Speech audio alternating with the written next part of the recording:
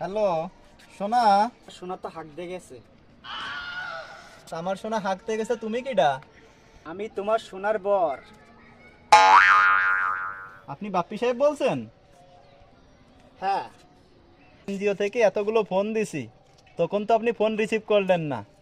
যেই সোনাকে ফোন দিলাম তখন আপনি ফোন ধরে রিসিভ করছেন। এখন বলছেন যে বাপ্পি সাহেব, তো আপনি যে ব্যাংক থেকে যে লোনগুলো নিছেন, এই লোনের টাকাগুলো দেবেন কবে? লোনের সময় ফোন দিলে আপনাকে ফোনে পাওয়া যায় না, সোনাকে ফোন দিলে ঠিকই আপনি ফোন ধরেন। আপনি কি কাহিনী শুরু করছেন, হ্যাঁ? ভালো মতো বলছি, লোনের টাকা কবে দিবেন তাই বলেন।